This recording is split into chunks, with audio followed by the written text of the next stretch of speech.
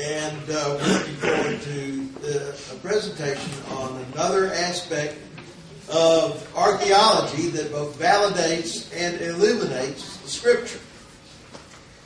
We are going to begin, as Bob indicated, with the story of a town that perhaps many of us have not heard of, and that is Zippori. That is the Hebrew name, and it means a bird. And it probably got that name because it is a hill, and it's like a perch for a bird, looking out over a beautiful valley in Galilee. The Romans called it something else. They adapted it, Latinized it, and called it Sepphoris. And you may have heard that name more than the name Zippori. It is a fascinating place. And it even has a Tyler connection. We'll discuss that in a little bit.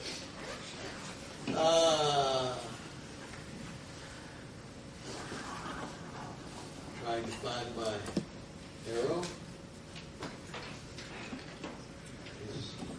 There you go. It's out in the Down to the Mediterranean. right. Down to the right. Too far down. Too far down. Now to the right. Now I see. It's kind of faint. You see this word here, Sepphoris. Sepphoris. That is the Latinized name for Zippori. It's just 4 miles from the ancient city of Nazareth, where Jesus was born. Raised. Excuse me, raised. Yes, that's correct. I'm just checking to see if you were listening. He was born in Bethlehem, but he was raised in Nazareth. And so it has been excavated in recent times, within the last 20 years. Before that, it was a hill that was known, and there was a Turkish fort on top. It's kind of a square block building. We'll be able to see it, I think, in one of the pictures. And but it was all covered up. It was a tell, and nobody knew much about what was there. There was a Byzantine Christian tradition that Jesus had an association with the town of Zippori. The tradition was that Mary, the mother of Jesus, was from Zippori. Her parents lived there, and that her father was the headmaster of a yeshiva, that is, a Jewish rabbinical school in the town of Zippori. That helps, doesn't it? So there was a connection there, but not much else was known about the city. They did a bunch of excavation. One of the leading archaeologists on the town of Zippori was named Dr. Strange. Not Strange Love, but Dr. Strange. And he worked with Israeli and other archaeologists on the excavations of many aspects of Zippori. I didn't know this, but at the time that I first visited Zippori, but later coming back home, I went through the list of those who had graduated with my wife from Tyler High School in 1955. And to my amazement, there was a James Strange. So they were classmates together.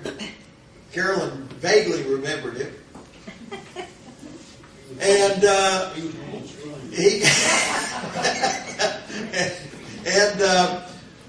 he is a professor at the University of Miami, I believe, in Florida. But he spends almost every year in Zippori doing the excavations. So we have a Tyler connection with Zippori.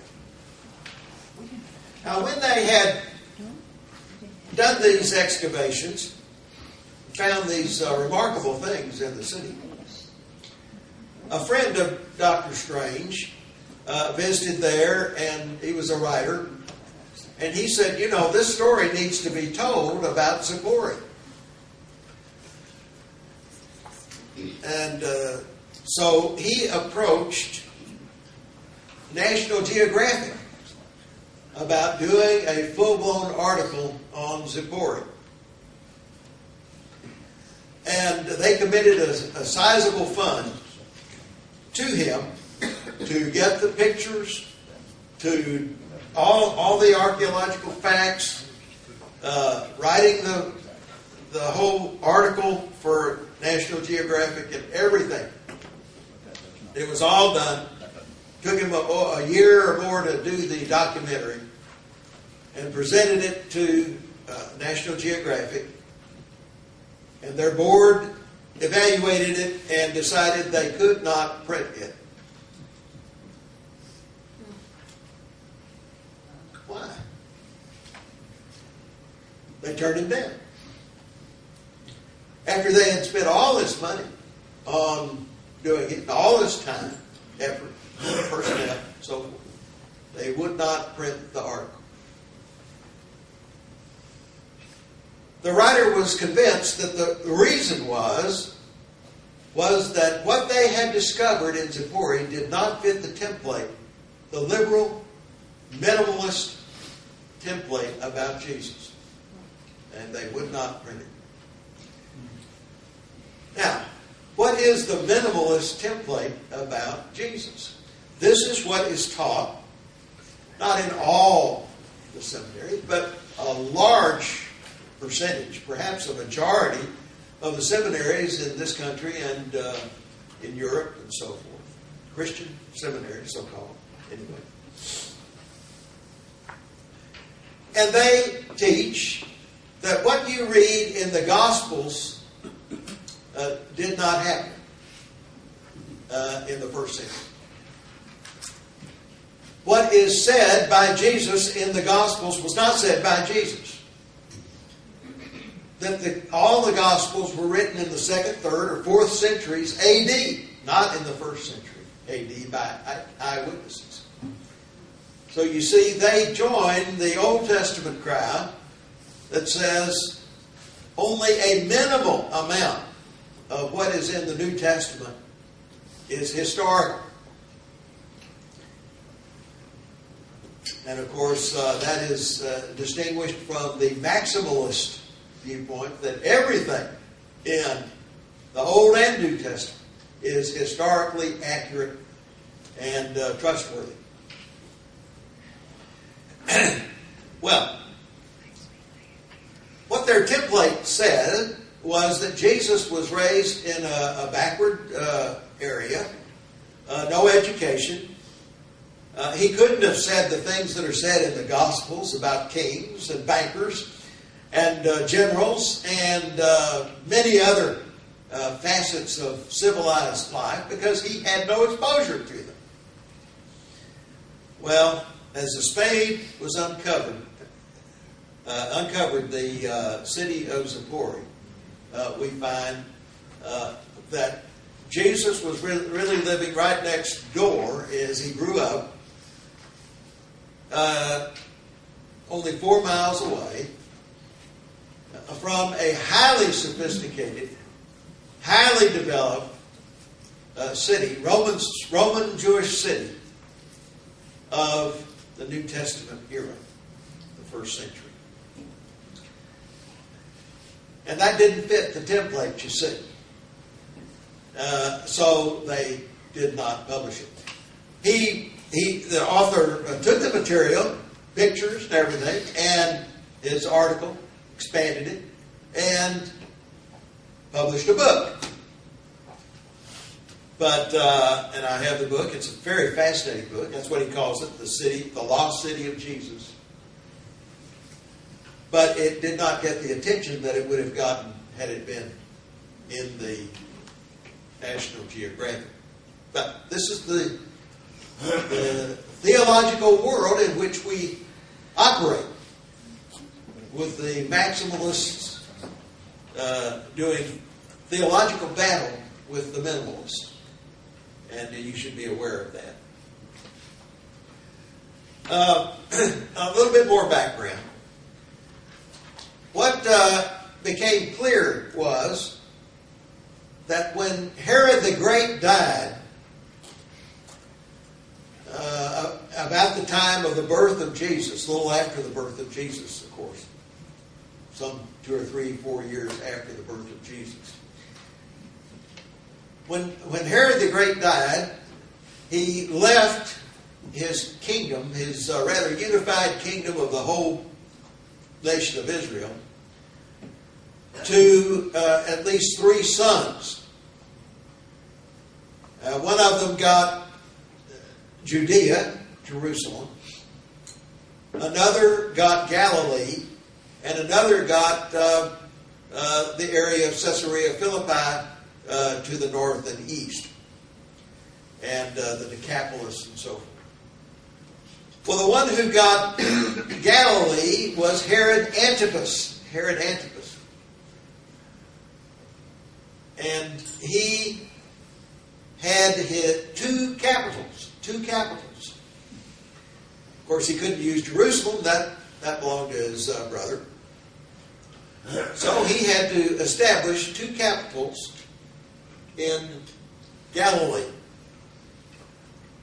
One was at Tiberias, which was on the western shore of the Sea of Galilee. That was his winter palace. It's nice, semi-tropical climate. Sea of Galilee is 800 feet below sea level. It made an ideal place. It's not so good in the summer. The story is that there are many, many flies in Tiberias in the summertime. But winter, it's very pleasant. But he needed a summer palace, and so he decided Zippori would be a great place, and made that his summer capital. It was well situated. It was well defended naturally. It was on a hill, so it was easy to defend. It had a beautiful, large valley next to it that they looked down upon, which was sort of the breadbasket of the Galilee. So it was an ideal place for farming, provisions, defense, and climate pleasantness.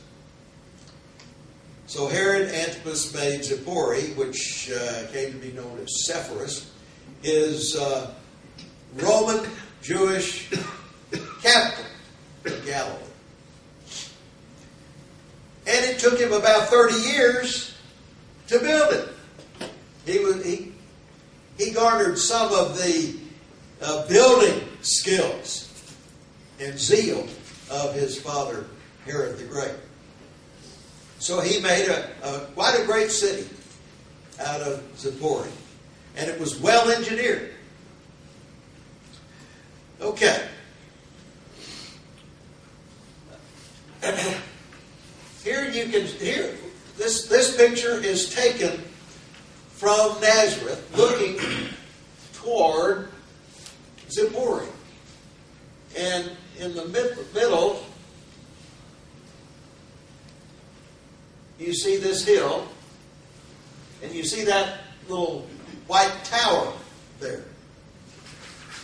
That is the Turkish tower, which was used by the Turks in the Ottoman Empire days when Israel was considered, or Palestine as they called it, was considered sort of the backwaters of the Ottoman Empire. It was somewhat analogous to Siberia in Russia. In other words, if you were being disciplined for some reason or another, you might be assigned to Palestine. And so it wasn't the best run segment of the Ottoman Empire. Nevertheless, there was this fort-like structure there, and that's about all they knew about Zippori during the days of the Ottoman Empire on up to until about 15, 20 years ago. But you see how close it is to Nazareth. This is taken from excavated Zippori and looking down on the valley, the very lush valley there beside it. Wonderful farmland, very fertile, and made a good place for a capital. Okay. Here is another view of Zippori. You can see it's a fairly large hill and was well defended and so forth. And that's the road there from Nazareth to Zippori.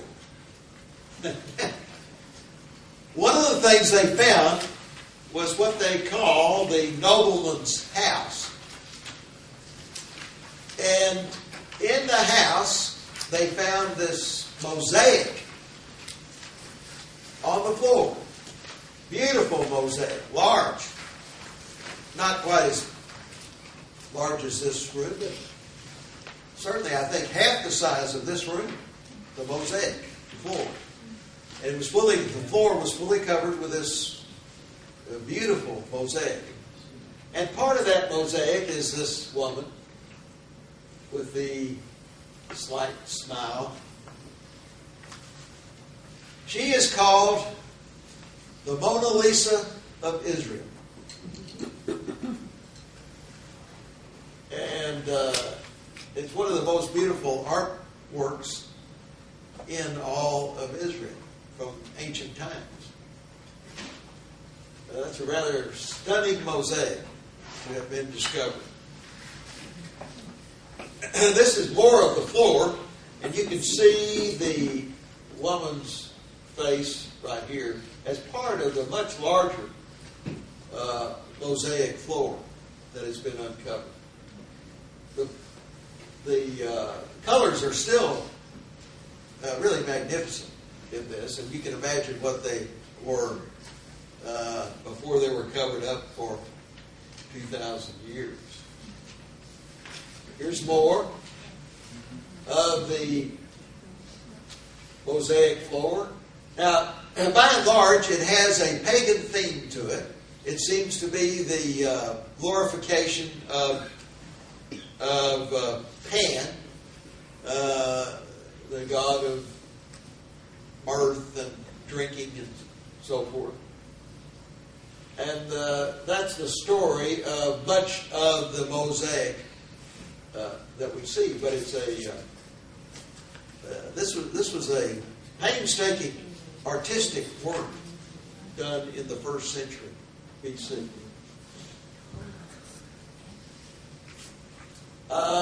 More on the floor, you can see the expanse of it. Of course, much of it has been worn off, and we don't have it, but a lot of it was saved and can be seen today. The way it's seen is you stand on a balcony and look down on it, and it's quite a show. But there's more to Zippori. It is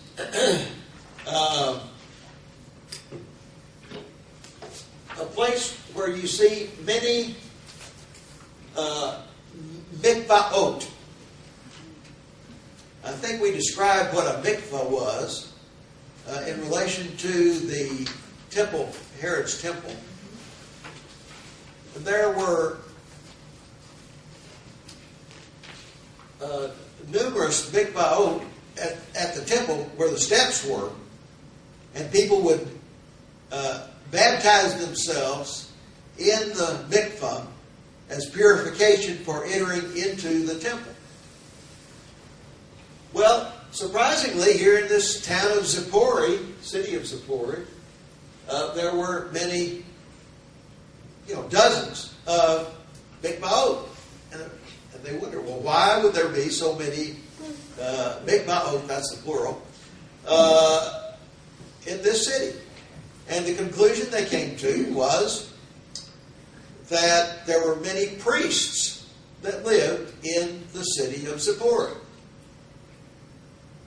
So they would now what we're looking at in the foreground here is not a mikvah. It had certain dimensions, very precise. And I'll show you a mikvah in a little bit. But this may have been a pool. Maybe it was a basement of a house for storage or something like that.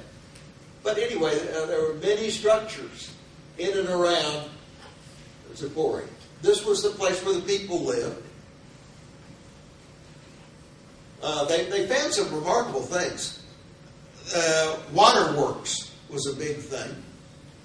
They found a huge cistern, in fact, a series of cisterns, not brethren, but cisterns, for the storage of water. But it was down in the valley, or at least lower, sort of at the bottom of this hill. So how did they get the water up to the city? And they found evidence of huge water wheels that carried the water from the lower level up to the higher level and put it into a mini aqueduct up at the top, and then carried the water to fountains and pools all around the city of Zippori. But very complex, very interesting arrangement. Sewerage. This was an advanced city of the Roman times. Now, who built this? Well, I can imagine that Herod Antipas hired as many tectones, that is, what's translated carpenters, but it has a broader meaning than carpenter. It means carpenter, stonemason, contractor, builder, all those connotations. And it could well be that Joseph, the husband of Mary, was employed in the early stages of the building of Zippori. And then as Jesus came of age, that he might well have been engaged in the construction that was an ongoing thing for 30 years, all the time of his growing up, right there in Zippori. And he would have been exposed to all kinds of things, not to mention the fact that he was the Son of God, but as a human, he was exposed to all the culture of the Romans and the Jews of the time. So, to say that he would not know anything about advanced culture, bankers, generals, kings, and all the things of civilization is ludicrous. He was exposed to all of that, being right there at the capital city, the summer capital city of Herod Antipas. By the way, we read in Luke 8 that one of his supporters, he had 3 women who supported him. And one of them was the wife of the treasurer of Herod Antipas. Now, how do you suppose that happened? And out of the largesse of King Herod Antipas, the wife of the treasurer was, and others, were supporting Jesus and his large entourage as they traveled around Israel. Well, this blows the idea of the cultural ignorance of Jesus out of the water. He was exposed to all of this. Well, that was what the mentalists could not stand, and they could not suffer to be published in the National Geographic.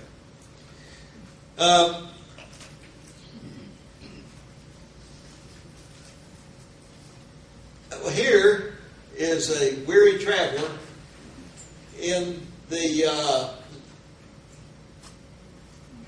mikvah, one of the many mikvahs in Zippori. So I went down in there. You can see the dimensions. It comes up, about 4.5 feet up to my shoulder, 5 feet perhaps. It's in that shape, and the water would come up to your chest, and you would sort of kneel down into the water to be purified. So apparently there were priests there. This lends credence to the idea that there may have been a yeshiva there, a place where the rabbis and priests would study the law. And at least it's possible that Jesus' grandfather, his maternal grandfather, may have been the headmaster of the school there in Zippori. All the Scripture says that he grew in favor of God and man. So perhaps he did that in addition to being in Nazareth in Zippori. Well, here's a coin that was uncovered among many coins in Zippori. One of the interesting things about it is that it's supposed to have a depiction of the temple, the Jerusalem temple, the front of it, on the coin. And you can see the two pillars of the temple in the front.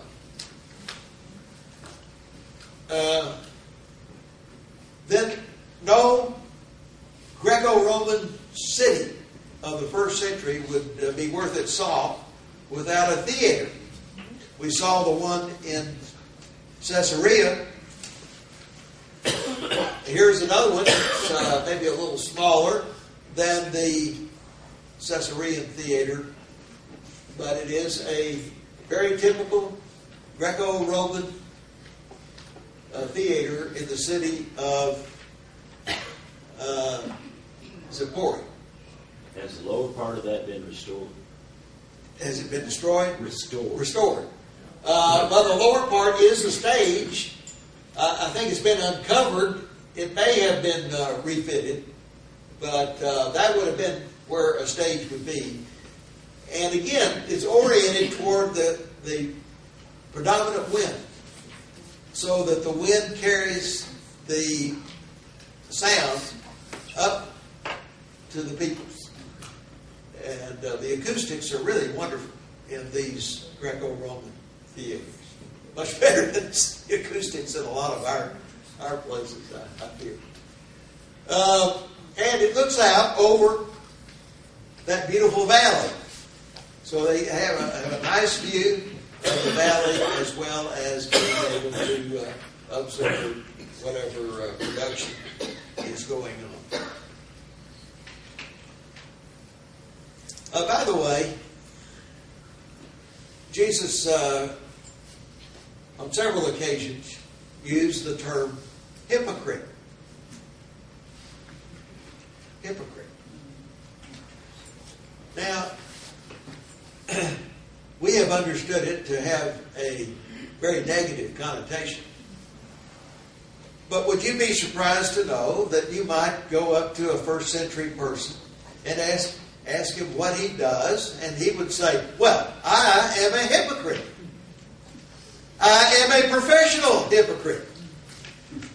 Because the original meaning of that word was actor. He was an actor in the theater. But Jesus knew that term, perhaps from the theater in Zippori and other places around Israel. And he used it for people who acted to be spiritual, acted to be religious. And they were putting on an act, a show. And they did not love the Lord in their hearts. And he raked them over the coals for being hypocrites. Okay. Now, we go on to the first temple tombs, and we'll get our feet wet with that before our break. First temple tombs. And we go back to Jerusalem for that. And we see that they have uncovered tombs from the first temple period. Now, a lot of the tombs were found down in the south of Jerusalem. It's a little bit off this map. In Gehenna, or the Valley of Hinnom, which it was also used for a refuse, a garbage pit. But on the other side, there were hills on the other side of the Valley of Hinnom. And in those hills across the Valley of Hinnom, there were many tombs from the first temple period. That is, the Temple of Solomon that existed from about 960 until the Babylonian destruction of Jerusalem in 586 BC. But there were tombs found elsewhere. And then even in the New Testament times, there were tombs, and one of the more famous ones is what is called the Garden Tomb today, and that's this dot here, where many Protestants go and believe this may well have been where Jesus was buried in a new-hewn tomb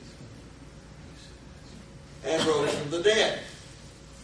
Well, right next to that, across the alley from that, and by the way, the Garden Tomb is not recognized by most Christian sects. The Roman Catholics and so forth, they believe that the site of the death and resurrection was within the walled city in this area here, and was the place, the sepulcher, the Holy Sepulcher here. There's quite a debate as to where the exact place was that Jesus was buried and rose from the dead.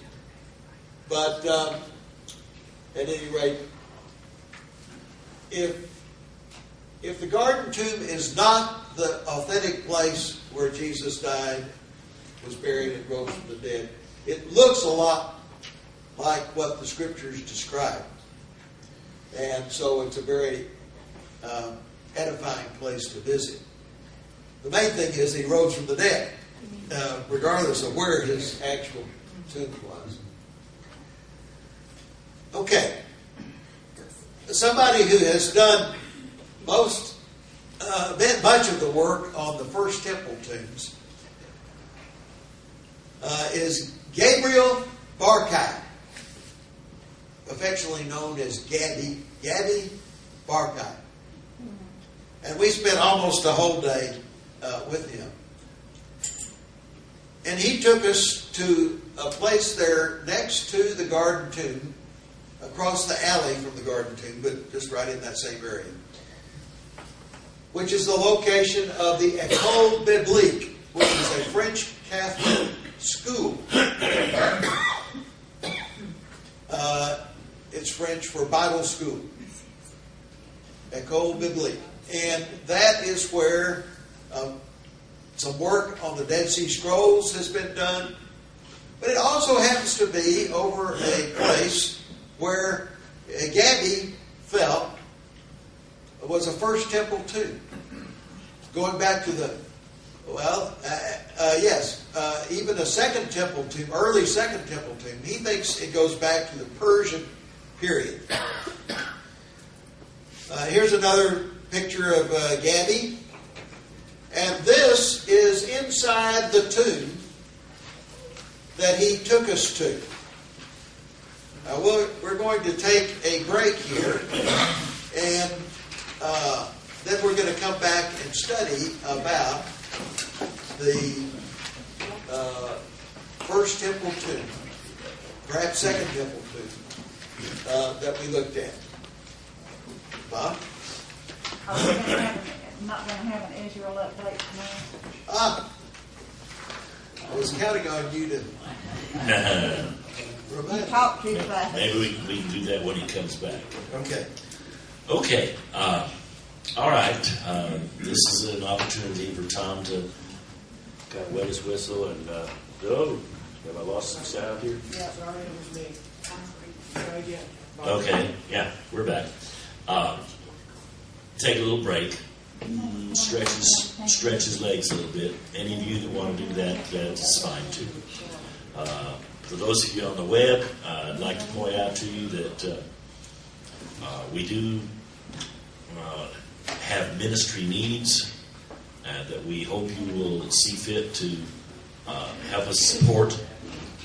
This is not a large ministry, but we do have expenses, and not a lot of them, but any donation that you can give would be much appreciated. It is tax deductible. At this point, I don't think we're in a position to receive online donations, so that you would need to find the physical address for the ministry, which is Living Programs Foundation, and it's in Bullard, Texas. You should be able to find that somewhere on the website. So anything that the Lord lays on your heart to bless this ministry with would be very much appreciated. I would like to also announce that we do have plans for another session, another 4-week session in the spring. We try to have a fall and a winter and a spring session. And the spring session that's coming up will begin on the first webcast will be on the 13th of April, which is a Tuesday, of course. And it will be 4 weeks ending on the 5th of May.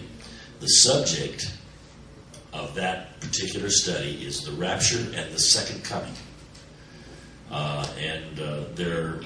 I think the primary emphasis here is going to be on the various scriptures that support this view, and going into questions like why do we believe that Jesus is coming back twice, once in the air and once to the earth? How much time is there going to be between the rapture, which is the one where he comes in the air, and the second coming, which is the one where he comes at the end of the War of Armageddon? What will happen to the church during that time between the rapture and the second coming? And what will happen to Israel and the Gentiles when Christ returns to the earth? So these are some of the issues that will be dealt with in that 4-week study. I think you'll all enjoy that, find that very much illuminating. Okay.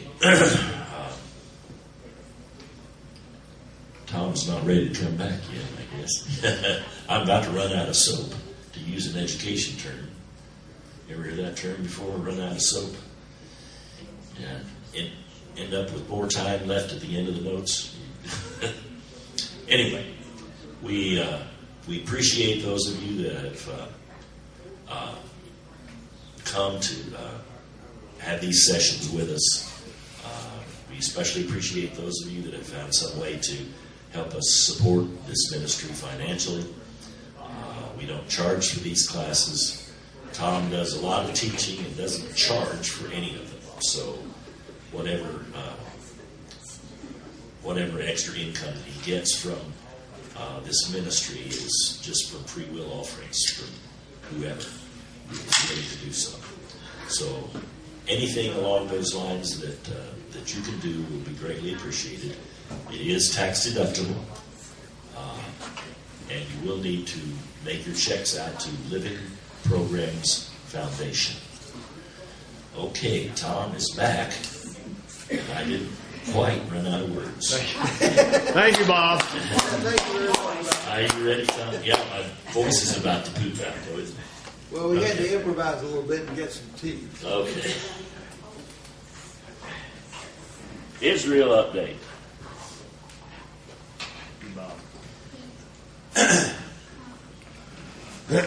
That's my line. Thank you very much. Okay. Well, Israel update. Yes. We're okay.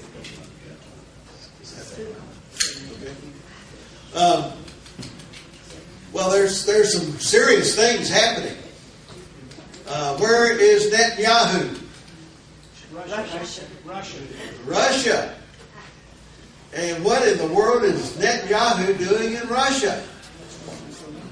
Trying to get them to do sanctions against Iran.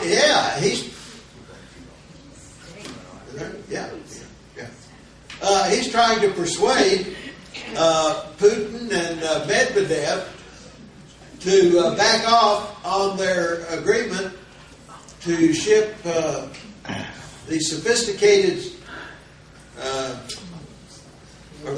surface-to-air missiles. Yeah. Any aircraft. Any surface-to-air missiles. They're highly sophisticated and have long ranges and everything, and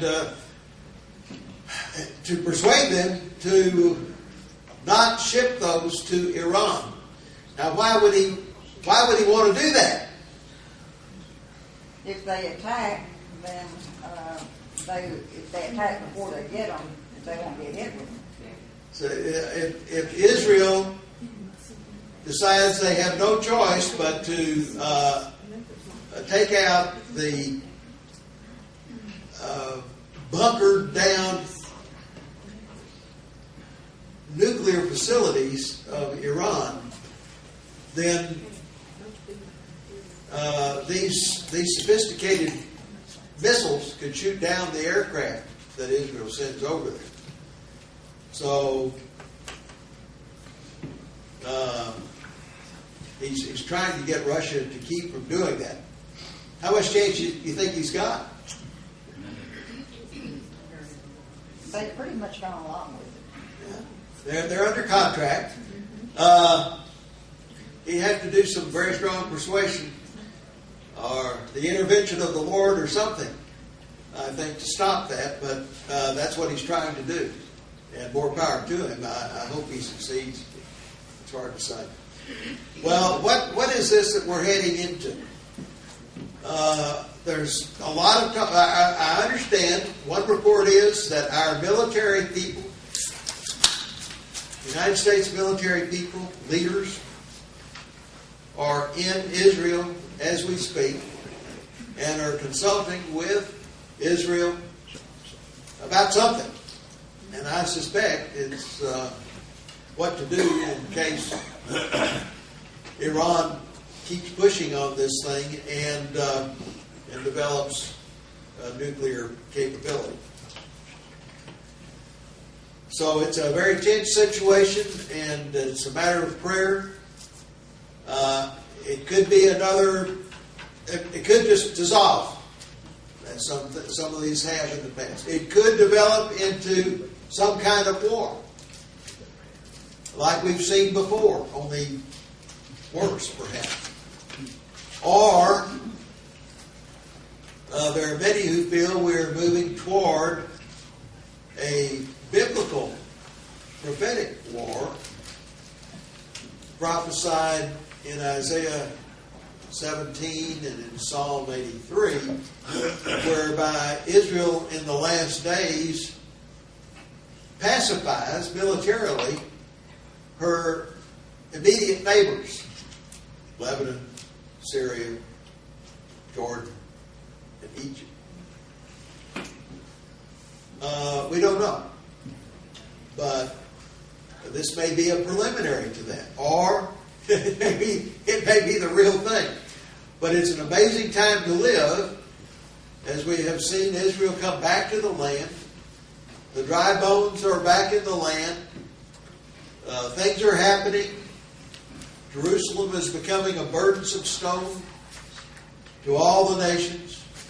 And we keep moving ever closer, I believe, to the second coming of Christ.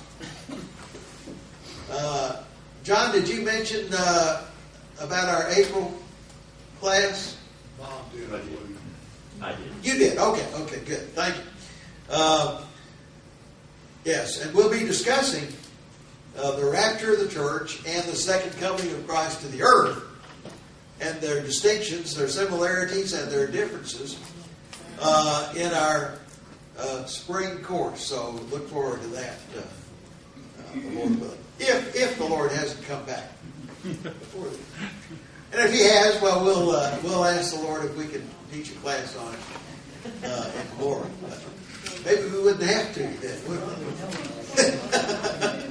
we? Everybody can teach the class on the rapture if that's the case. Much better than we can today. Okay. All right. So we are in this ancient tomb, which Professor Barkai believes dates from really the Persian period, but he's not sure.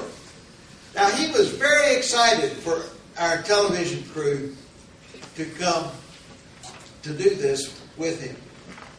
The main reason is that he'd been down in this tomb many times, but he didn't have much lighting. You know, they had flashlights and some strobes or something like that, but he didn't have anything strong. We came down there with really high-powered lights that lit up the whole tomb in a way he had never seen it before, this dark underground. And so he was very excited. And what he was really hoping to find was an inscription. Because inscriptions are like gold in archaeological work in Israel. There's lots of inscriptions in Egypt where the kings wrote about all of their conquests and ventures. There are inscriptions in Assyria for the same reason. But very few inscriptions in Israel. So when you find an inscription, you have really found something.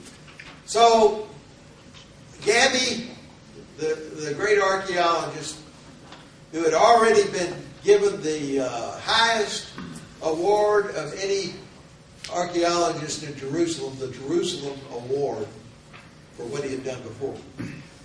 He said, "Now boys, I want you to look for an inscription. And if you can find an inscription anywhere in this tomb, I'll take you all out for a steak dinner." Well, that was quite a challenge.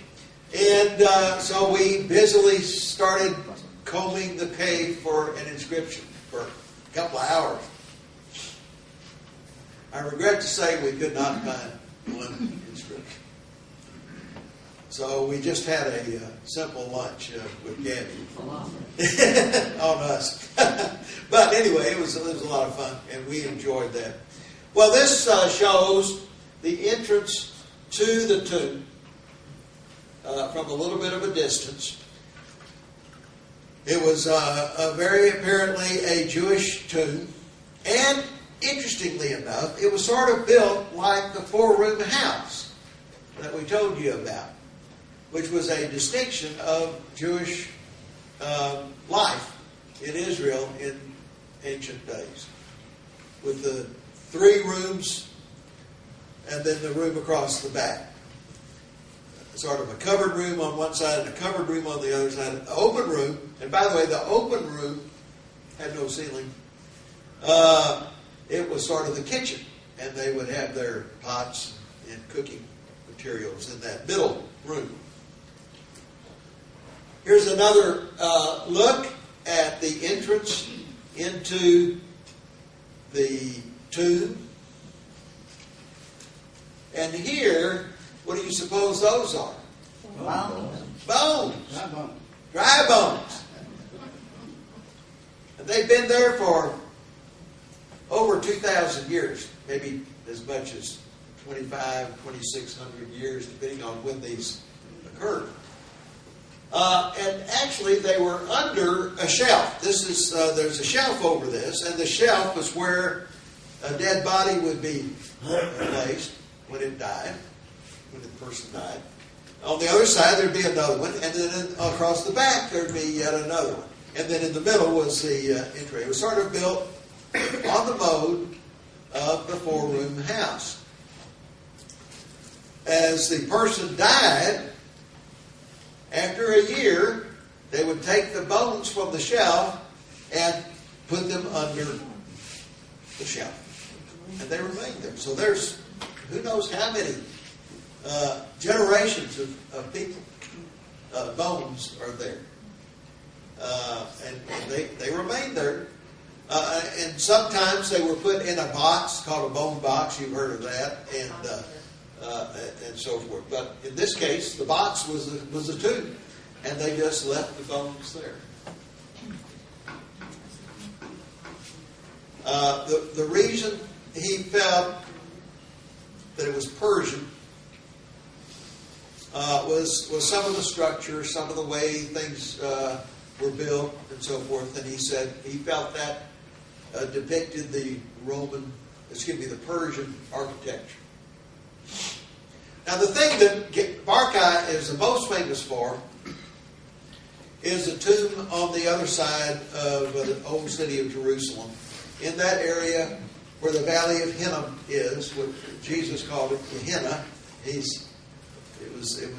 valley was the garbage pit, and it was always burning, and he used it as a symbol for hell or Hades. But as I say, across the valley, up the hillside, were numerous carved out tombs. And they were excavating one of them. And they had pretty well decided there's nothing in this tomb. They had looked all over the ceiling. They had looked on the floor.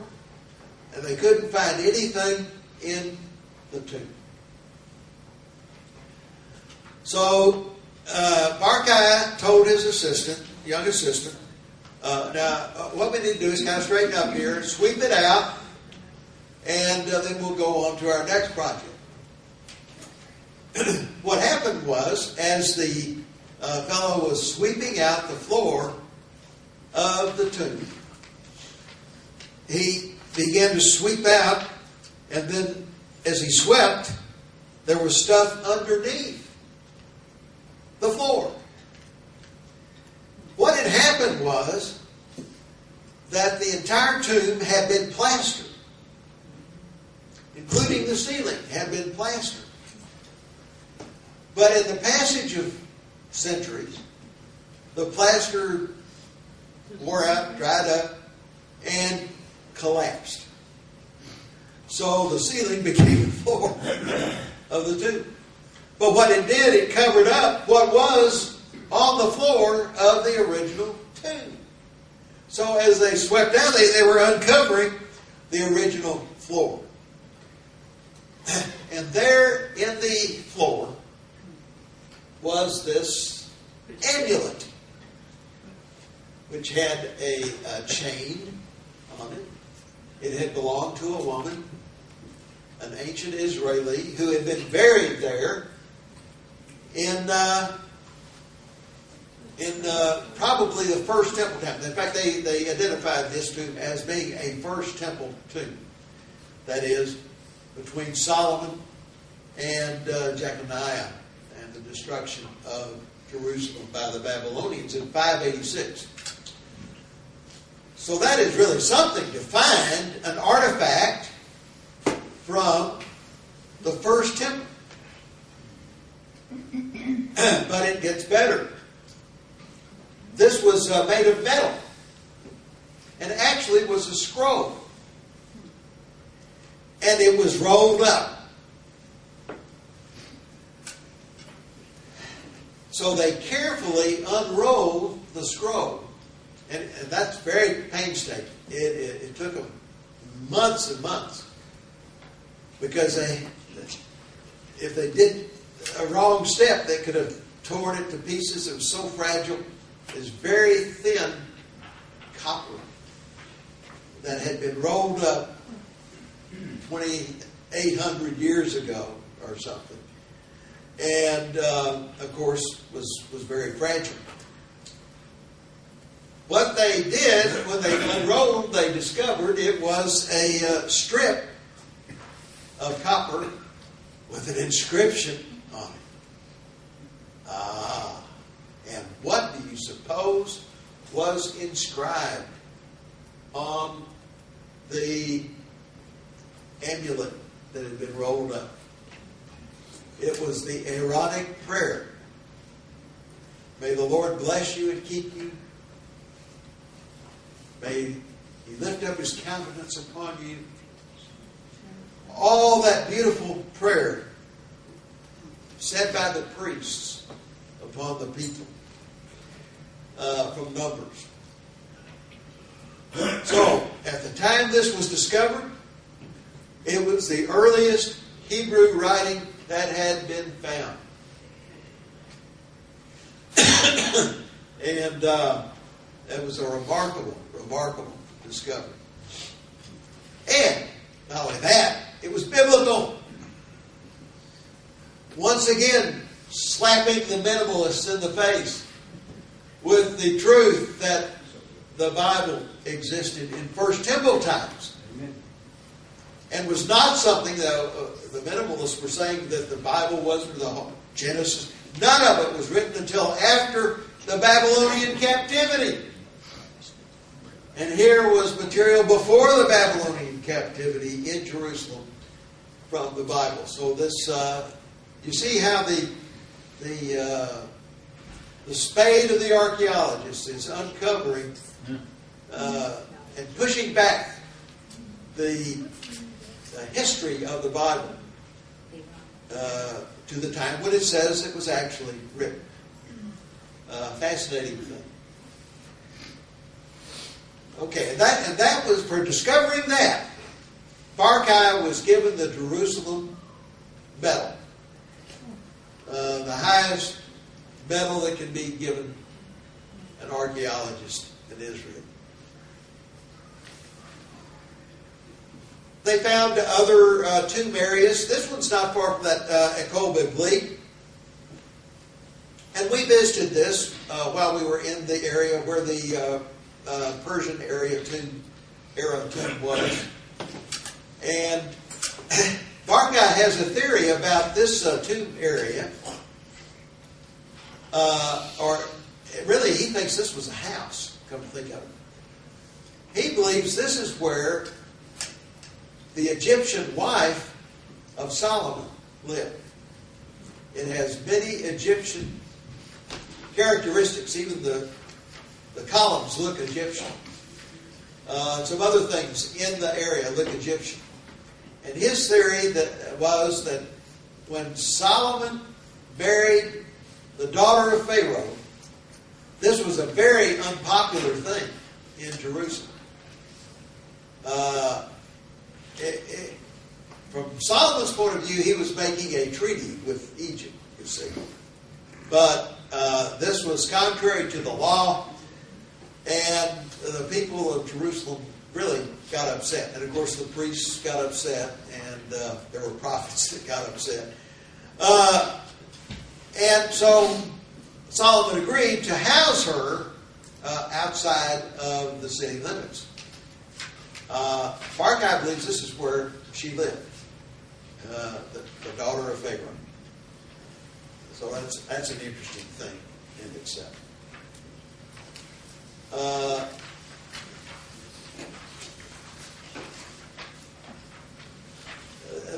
This looks like something from India, actually, but I think it was. I see what happened. I was really trying to put the tomb. There it goes. That's what's supposed to be there. That looked like an Indian temple with a tree growing over it. But this is what I was trying to get there. The ossuary from the Second Temple period, and on the side, an ossuary is a bone box. That's where they kept bones in the first century of important people anyway, if not everybody. So these ossuaries, that's the Latin term.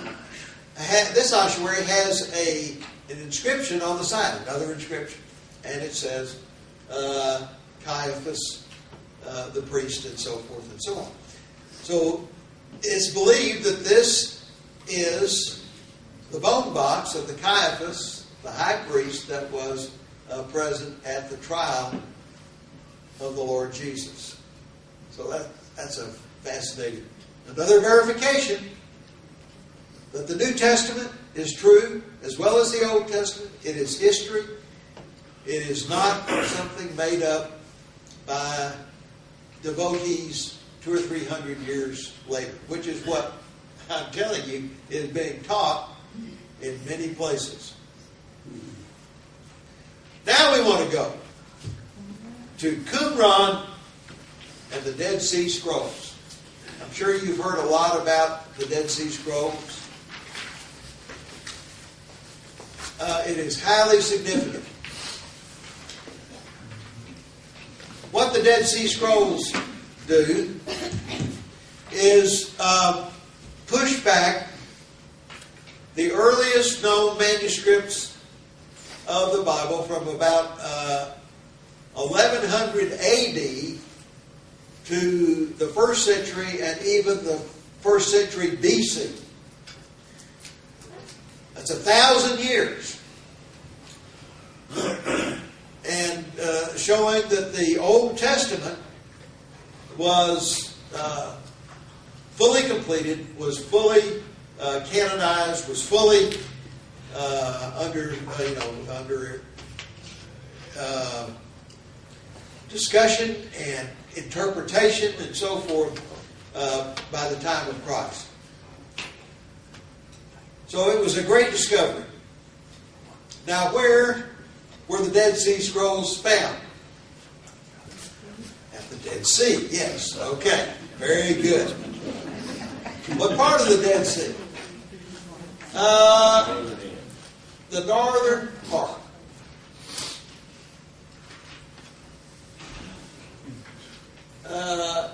You can see up there where the red oval is, and it says Qumran with a Q.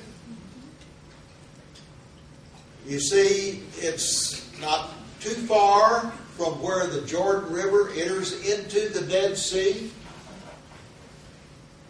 And there are identified 3 of the caves where these Dead Sea Scrolls were discovered. Cave 1, Cave 4, Cave 11 are very close to the excavations around Qumran.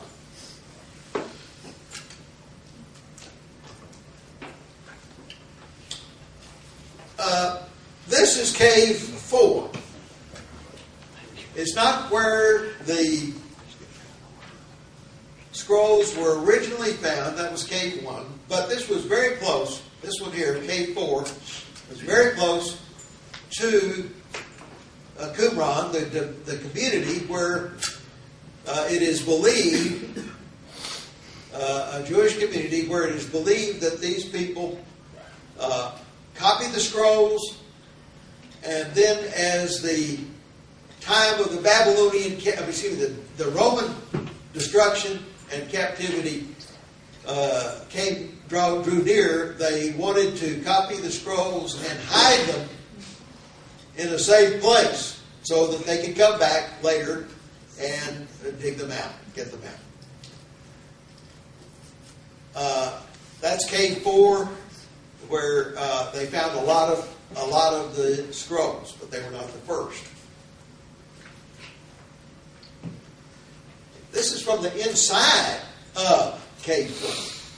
You can see it's rather large, natural cave that was enlarged over the course of time, and they found the Dead Sea Scrolls. Some of them. There have really been hundreds of scrolls found. And this is a not too clear picture of Isaiah, the prophecy of Isaiah, the book of Isaiah. That is in the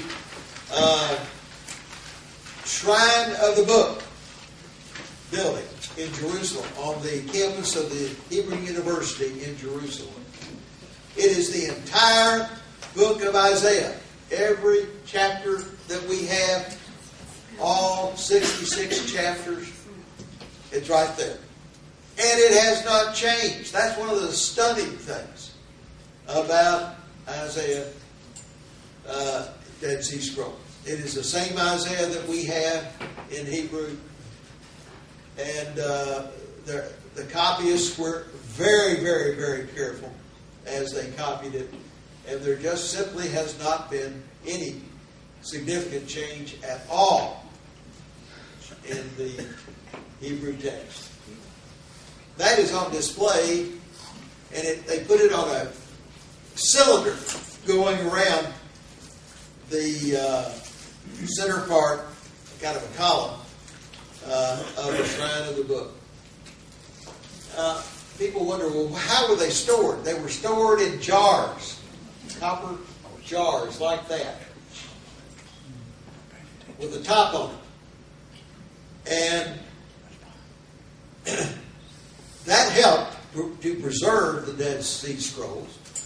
But even more was the climate at the Dead Sea. Extremely dry, 1,200 feet below sea level, and with an annual rainfall, average annual rainfall of 1/4 of an inch.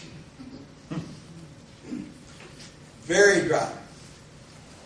But that was what preserved these ancient writings all these times. See, the Qumran people may have felt, well, we're going to come back after this blows over and start up again. Well, it never blew over. And the people of Israel were driven out from the land and eventually forgot about all of these scrolls and where they were hidden and all of that in the course of time and their dispersion throughout the countries of the world over the last 2,000 years.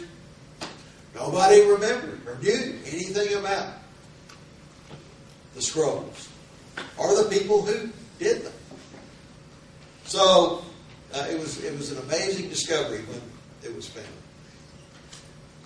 Now we're looking at cave number 1. This is where they were originally found.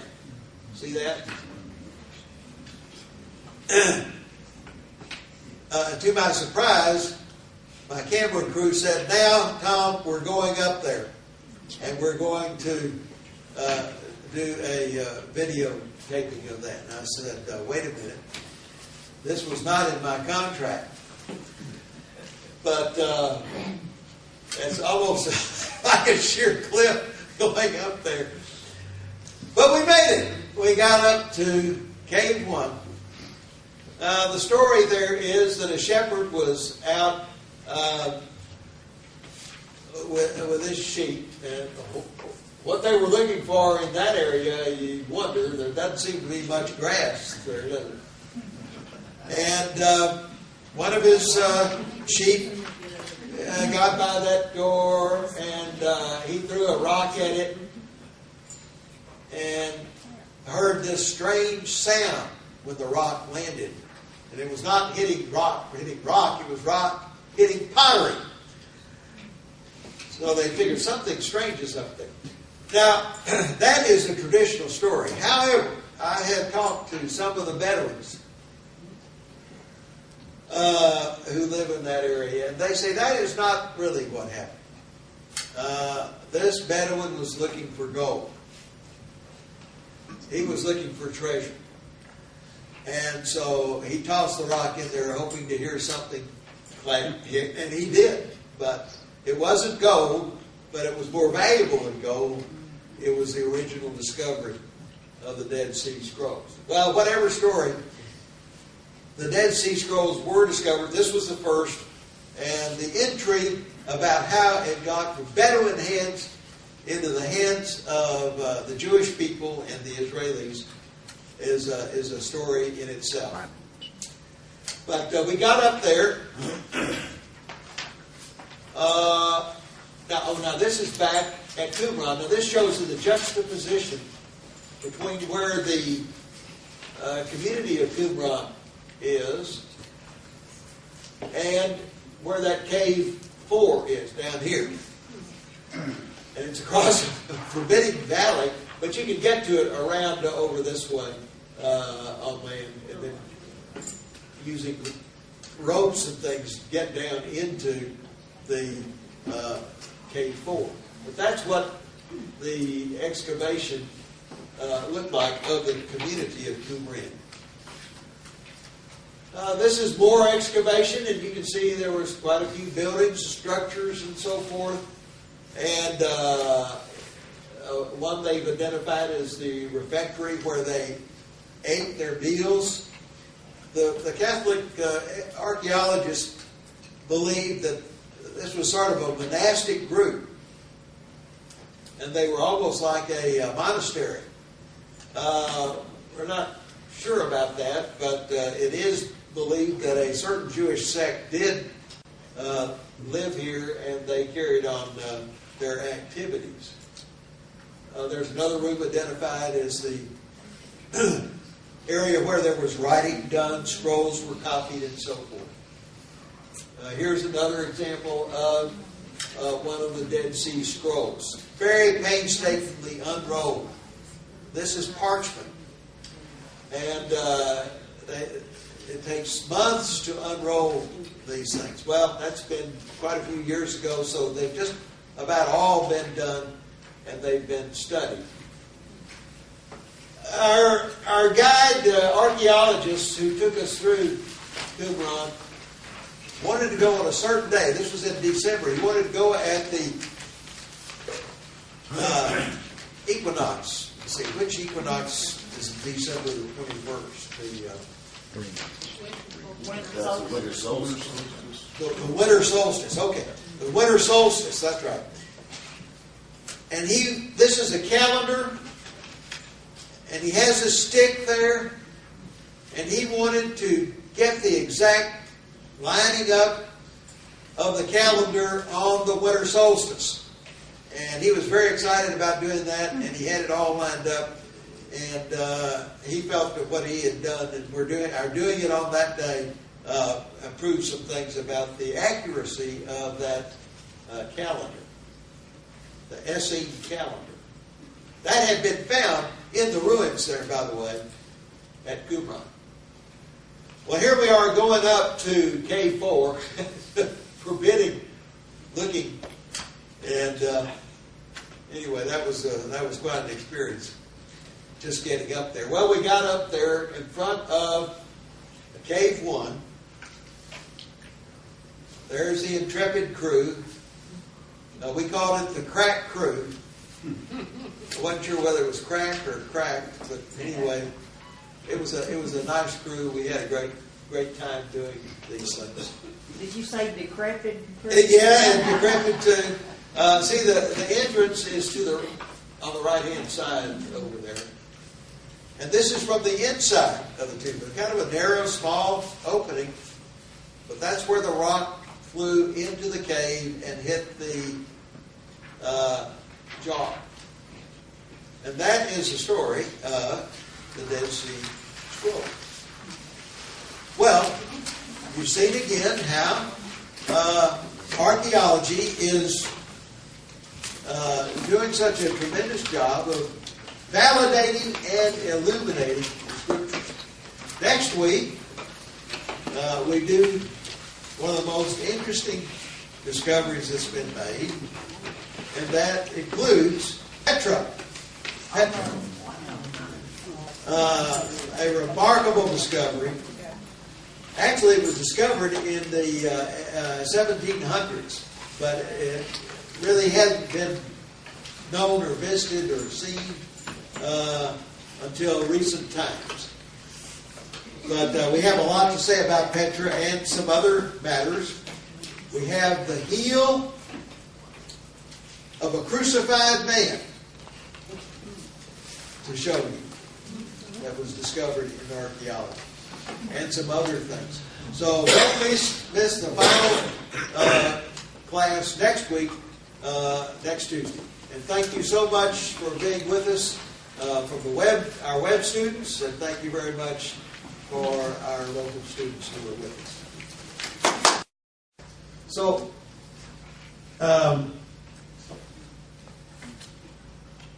when the Lord told the people of Israel, and they captured the people there, they were supposed to kill the Canaanites, but they did have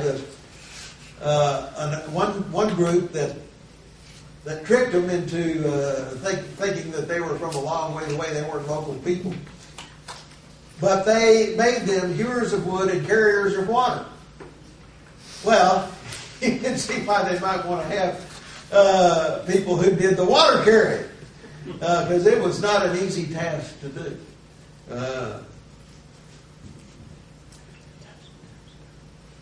All right, that is our presentation. We've got a few minutes. Do we need to sign off? Yeah, let's go ahead and... Okay, for our website viewers, we want to thank you for being with us as our web students tonight. Hope you enjoyed our presentation of The Stones Cry Out. And we'll look forward to having you next week when we do more along this same line. Thank you.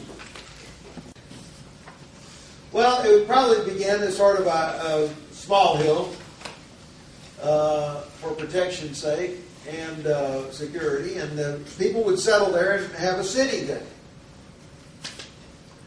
And then the city would be destroyed by war or have an earthquake or something. You know, we're talking about hundreds and hundreds and hundreds of years. And the people would go back, and they didn't have bulldozers. Well, let's push all this stuff out of the way. No, they just built on top of the previous layer. And a place like Dan, or later we'll see Megiddo, had a dozen layers or more of one civilization after another for 2,000 years. And the job of the archaeologist then is to uncover these layers. And they do it very carefully, because archaeology is a destructive art. You only get one shot at uncovering it, so they want to do it right. And they uncover the layer, and then they carefully catalog everything that they find there, take pictures and grid and everything. Then they go to the next layer, and so on. It's like a birthday cake with so many layers. I must tell you that one day we landed in Jerusalem.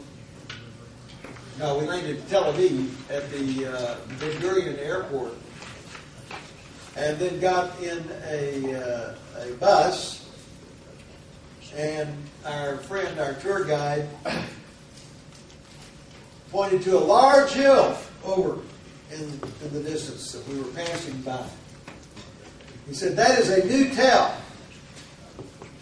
Oh, I I mean, how do you do that? And he says, that is the Tel Garbage.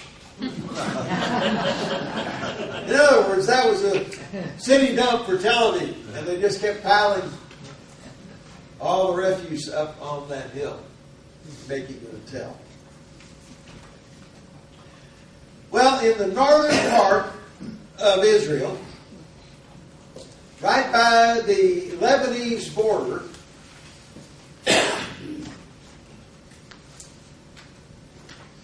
is Dan, Tel Dan. It is the city of Dan. And again, it had layer upon layer upon layer, going back to the Canaanite period and on through the Israeli period and on into the Roman period and the Muslim period and so forth and so on. Just layer after layer after layer. And they began to uncover. The chief archaeologist was a man named Abraham Biran. And he was doing the excavations at Tel Dan, right close to the Lebanese border. But one day they made a discovery there that really is probably the most important discovery as far as establishing the biblical historicity of the Davidic dynasty.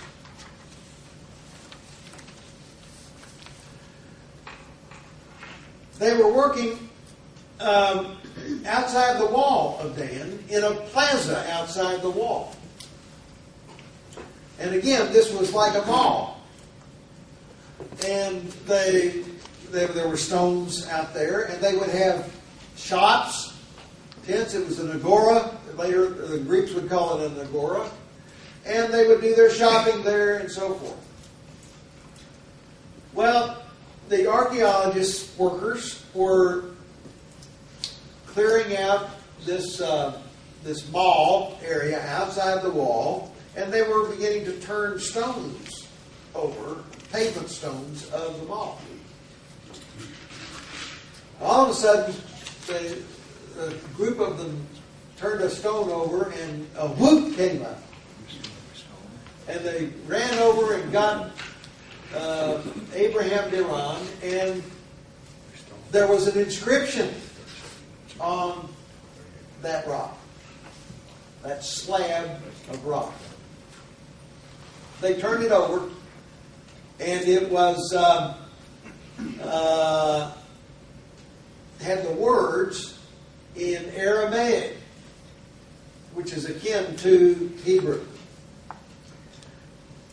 And in this area here, it had some lines where a king was boasting about destroying the king of Israel.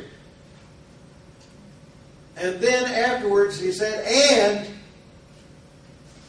the house of David. The house of David. This was something beyond anyone's imagination that they would be able to find. For you see, the minimalists had said there never was a David. He was just sort of a mythical Hercules or something like that. And just a kind of an ancient mythical hero. But there never really was a David. And he certainly wasn't king. And he certainly didn't have a dynasty. Well, with one fell swoop, with the discovery of this rock, this slab, it was established there was a David. He was historical. He was a king. And he had a house, which meant a dynasty, the house of David, Beit David. Well, the minimalists, well, of course the maximalists were very happy. The minimalists were very sad. And they tried for years. This was done about 15 years ago. And the minimalists tried every which way they could to deny that this was and should be translated and understood as the house of David. But it was ridiculous. Every guess that they came up, every suggestion they came up with was ridiculed. And it was very clear that this was the house of David. Now, before I could interview Abraham Biran about this, he gave me a test. He put me through an oral exam. Because we were the first television crew to video his discovery. There had been newspaper articles at that time, but that's it. And he made us swear up and down that we would not show our pictures, our video, until after he made his presentation at the Biblical Archaeology